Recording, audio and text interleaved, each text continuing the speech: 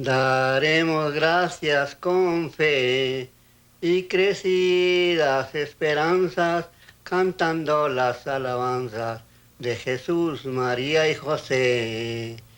En la cruz estaba Cristo y sin saber para qué, solo por ver entre flores a Jesús, María y José.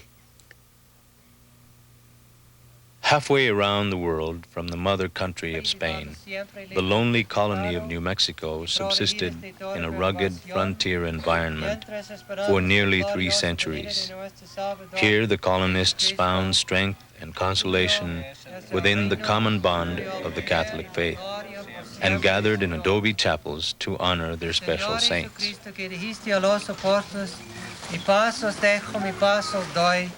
No mires nuestros pecados, sino la fe de tu iglesia, de tu gente, y conforme a tu palabra, concédenos la paz y la unidad, tú que vives y reinas por los siglos de los siglos. Amén.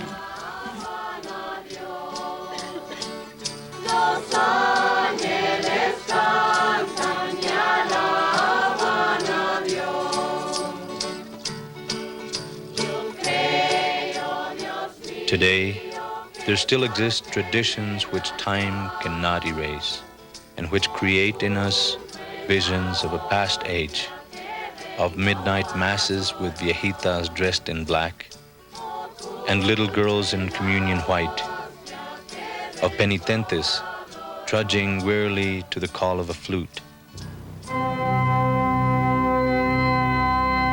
and of days when neighbors commissioned Santeros to fashion their religious images.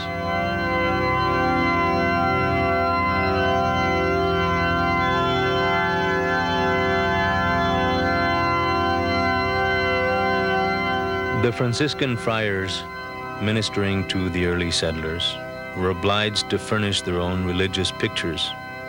These first santos, which were paintings on tanned hides, provided the necessary holy images based upon the few Spanish and Mexican examples, which occasionally arrived with travelers or were recreated from the memory of works seen in Mexico.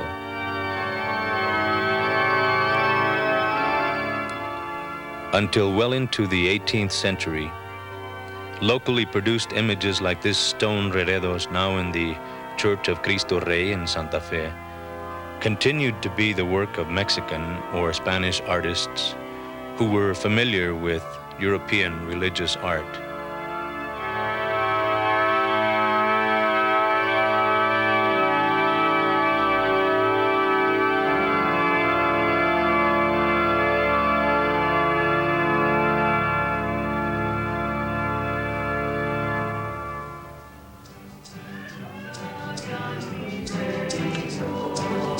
The celebration of saints' days like this one for San Isidro, the patron saint of farmers, are devout occasions throughout the villages of New Mexico.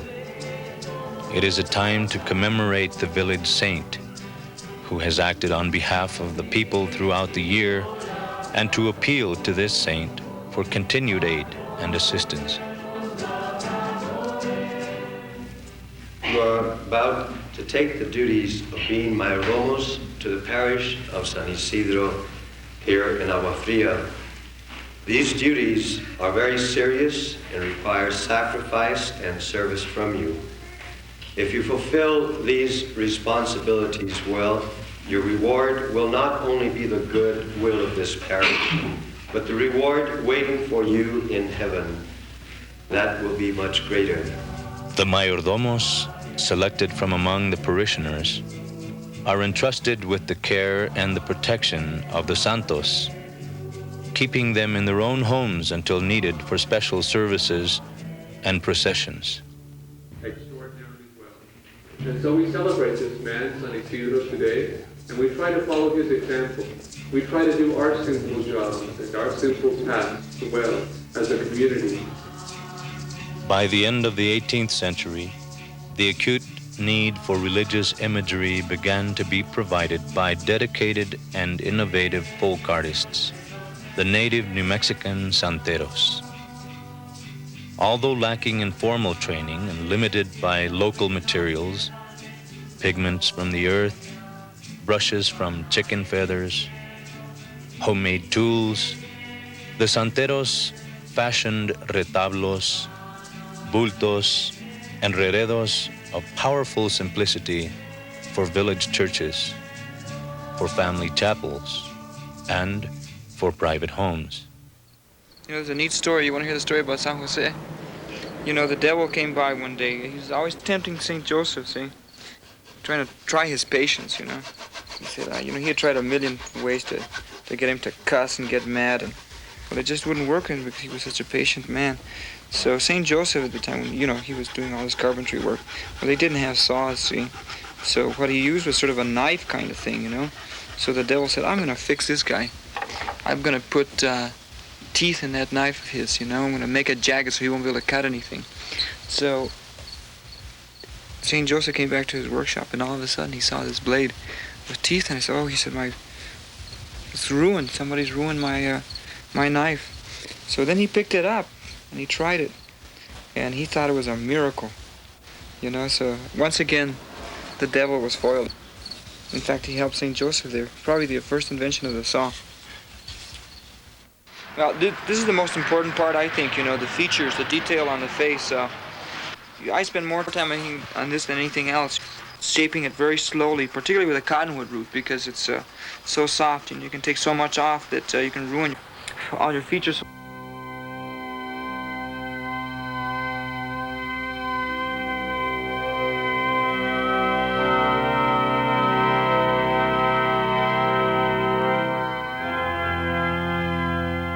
The Virgin of Guadalupe, who appeared miraculously to an Indian convert soon after the Spanish conquest of Mexico, became the patroness and protectress of all New Spain.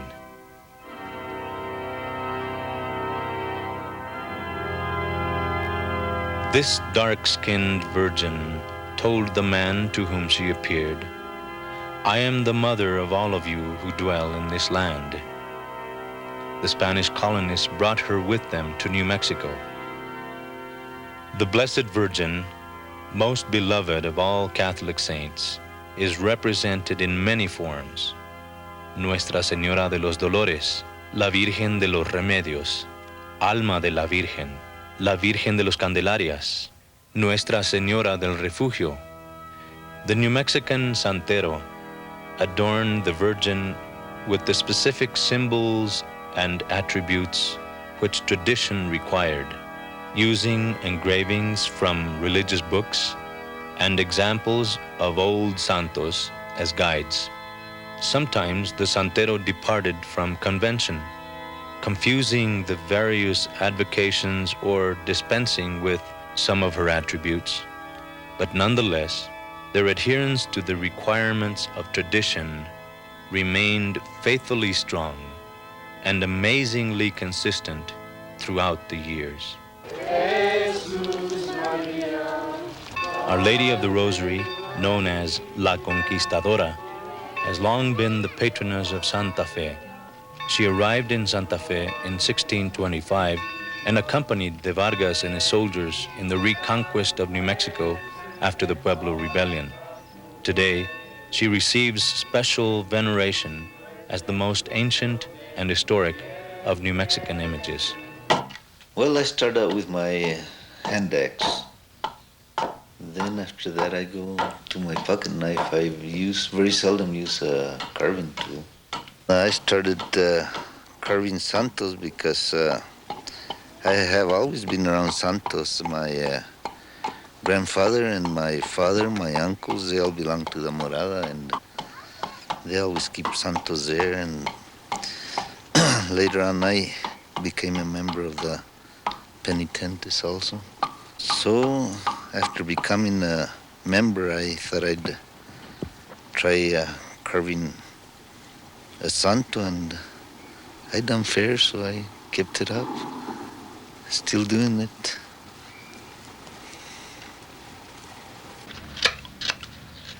He's actually a major santo here. Of course, the other Guadalupe too.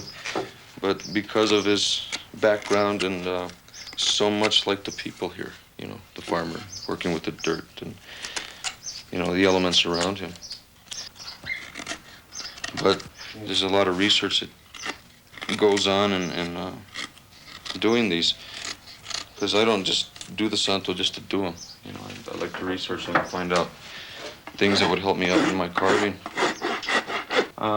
I didn't like to be called a Santero at first.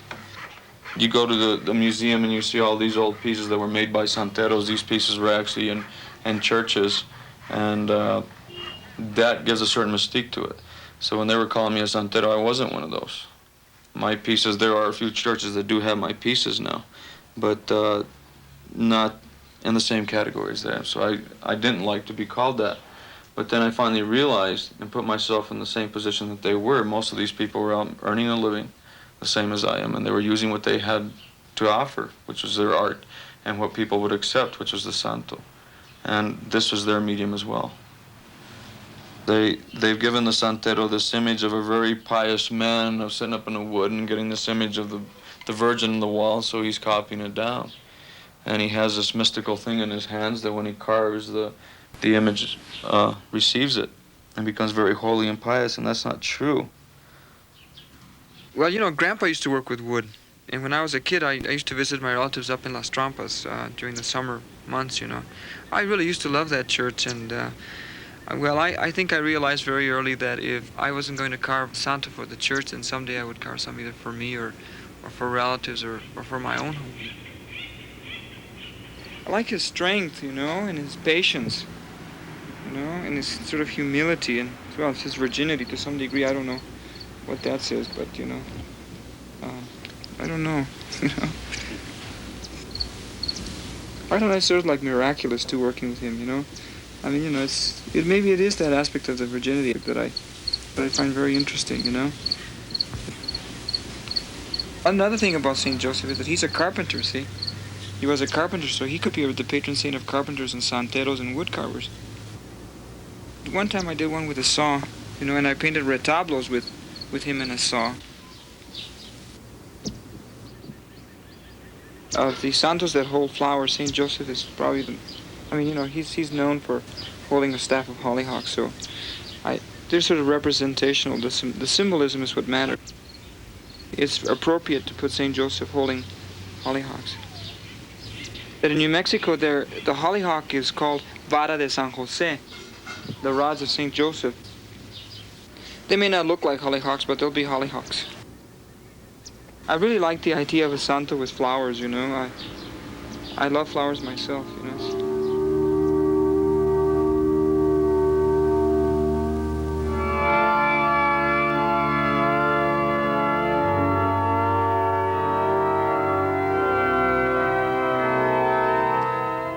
In time of need, the Santos were beseeched, each according to their special ability. Saint Anthony, for finding things. Blessed Saint Anthony, 3 things do I ask: health, wealth, and a good husband.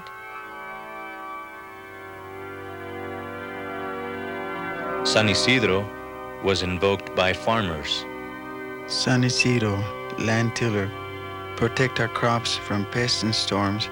San Isidro, golden whiskered, pray to God to send us rain in torrents.